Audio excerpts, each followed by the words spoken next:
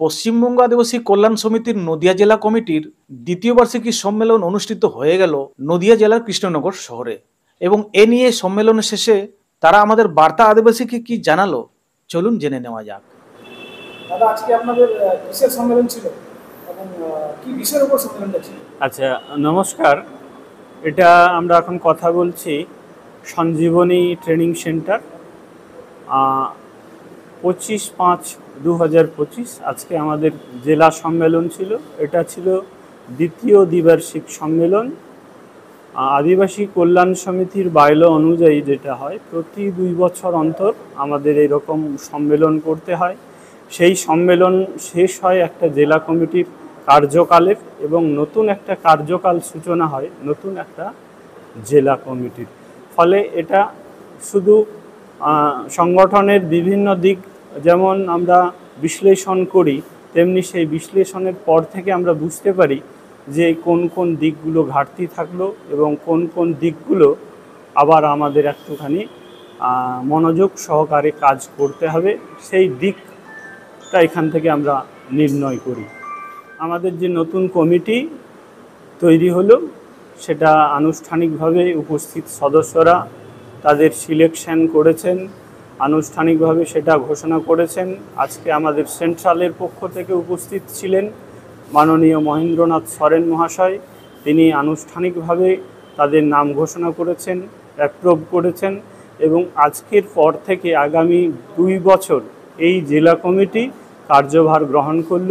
Fight for ST রিজার্ভেশনকে সামনে রেখে আদিবাসী কল্যাণ সমিতির যে মূল লক্ষ্য, সেই লক্ষ্যে এরা হাঁটতে থাকবে এবং লক্ষ্যে পৌঁছানোর চেষ্টা করবে। এই পর্যন্ত আমরা নদিয়া জেলাতে 4টি ব্লক কমিটি গঠন করতে পেরেছি। ফলে স্বাভাবিকভাবেই এই জেলা কমিটির উপরে একটা প্রত্যাশা থাকলো আদিবাসী কল্যাণ সমিতি নদিয়া জেলা শাখার সমস্ত সদস্যদের কাছে, যে আগামী 2 বছরে আবার বেশ কয়েকটি ব্লক কমিটি তারা গঠন করতে পারবে, এবং আমাদের যে সদস্য সংখ্যা সেটাও একটা আকর্ষণীয় বা উল্লেখযোগ্য একটা সংখ্যায় পৌঁছবে বলে আমরা আশা রাখছি।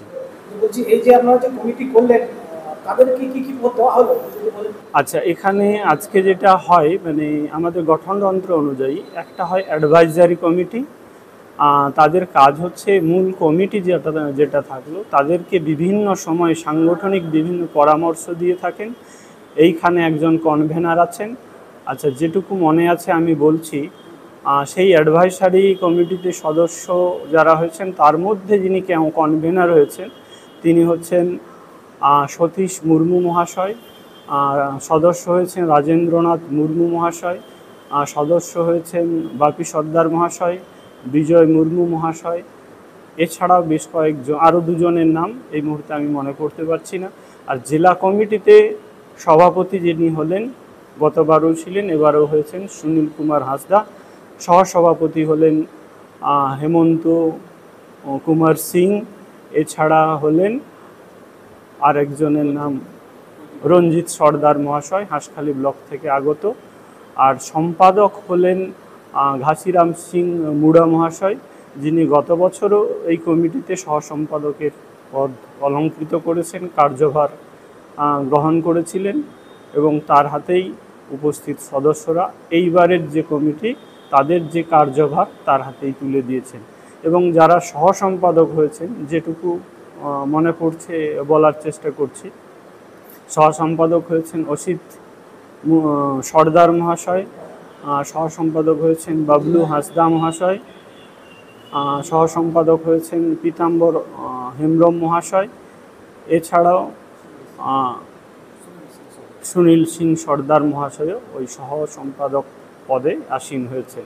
আর ট্রেজারি যিনি আগলে রাখেন নদিয়া জেলার ট্রেজারার, গতবার যিনি ছিলেন সুখেন্দু সরেন মহাশয়, এবং তৎসহ সত্য কিঙ্কর মান্ডি মহাশয় সহ অধ্যক্ষের পদ অলঙ্কৃত করেছেন।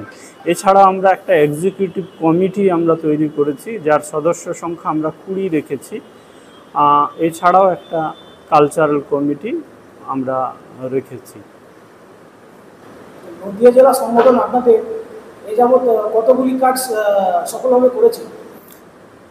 এখন আমাদের যে লড়াই সে তো ক্ষেত্রটা অনেক বড়। যেটুকু কাজ করেছি তাতে খুব বেশি সাফল্য প্রত্যক্ষ পাওয়া না গেলেও পরোক্ষে অনেকটা কাজ আমরা করতে পেরেছি। যে সহজভাবে বিভিন্ন আদিবাসীদের এসটি সার্টিফিকেট দেওয়া হচ্ছিল, সেই দেওয়ার ক্ষেত্রে একটা নিয়ন্ত্রণ আরোপিত হয়েছে, এটা আমরা লক্ষ্য করছি। এছাড়া যে সমস্ত আদিবাসীদের নামে আমরা এলিগেশন বা অভিযোগ করেছিলাম, সেই সমস্ত আদিবাসীদের ডাকা হয়েছে, দু একটা হিয়ারিং হয়েছে, কিন্তু আমরা এখনও সেগুলো ক্যান্সেল হয়েছে এমন খবর নেই। তবে উল্লেখযোগ্য যে সাফল্য দুটো আমরা পেয়েছি সেটা হচ্ছে মনোজ কুমার বিশ্বাস বলে একজন শিক্ষক মহাশয়, যার সার্টিফিকেট ক্যান্সেল করতে আমরা সক্ষম হয়েছি। এছাড়াও বরুণ মাহাতো বলে একজন আদিবাসী বলে আমরা মনে করেছিলাম এবং এলিগেশনও এনেছিলাম, সেটা যে আমরা ঠিক এলিগেশন এনেছিলাম, আমাদের যে অভিযোগ সত্যতা সেটা স্বীকার করে নিয়ে এসডিও কল্যাণী স্যার বরুণ মাহাতোর যে এসটি সার্টিফিকেট সেটা ক্যান্সেল করেছেন। আজকের সম্মেলনে আপনাদের কর্মীদের উপস্থিতি কেমন ছিল? আজকের সম্মেলনে কর্মীদের উপস্থিতি ভালো সংখ্যাতেই ছিল, প্রায় 100%ই বলা চলে, হয়তো কিছু কম বেশি থাকতে পারে। তবে কর্মীদের মনে এবং প্রতিনিধিদের মনে যে সক্রিয়তা দেখা দিয়েছে, তাতে আগামী দিনের যে লড়াই আন্দোলন পশ্চিমবঙ্গ আদিবাসী কল্যাণ সমিতি নদিয়া জেলা শাখার, সেটা সুদূর প্রসারী এবং সাফল্য হবে বলেই আশা করি। বিভিন্ন স্কুল, কলেজ, ইউনিভার্সিটি এবং অফিস আদালতে SC/ST মানুষদের হয়রানি, নির্যাতন শিকার হতে হয়। সেটা প্রায় 100% না বললেও অত্যন্ত 70% প্রায় বলা যেতে পারে। কারণ আমরা দেখছি বিভিন্ন স্কুলে, কলেজে, ইউনিভার্সিটিতে যে ভর্তির ব্যাপারগুলো রয়েছে, সেখানে সংরক্ষণ প্রথাকে না মেনে কর্তৃপক্ষ সেখানে আদিবাসী ছেলেমেয়েদের ভর্তি করার একটা প্রবণতা আমরা সমিতি গঠন হওয়ার পক্ষ থেকে লক্ষ্য করছি। আমাদের সমিতি কাজ করে যাচ্ছে একে দূরীকরণ করার জন্য এবং কিছুটা সফলতা আমরা পেয়েছি। আগামী দিনে সংগঠন কি ভাবছে? আগামী দিনের সংগঠন ভাবছে আদিবাসী সমাজের উপরে যে সমস্ত অন্যায়, বিভিন্ন অধিকার থেকে বঞ্চিত হচ্ছে, সেই বঞ্চিত যাতে করতে না পারে, তার জন্য যাতে তারা সদর্থক ভূমিকা নেই, সেই জন্য আমাদের লড়াই আন্দোলন আগামী দিনের রাস্তায় যেমন থাকবে, তেমনি আমাদের অভ্যন্তরে, অফিসে, আদালতে এবং বিভিন্ন ক্ষেত্রে প্রশাসনের লেভেলে আমাদের সে লড়াই থাকবে। আমার নাম হচ্ছে সুনীল সিং সর্দার।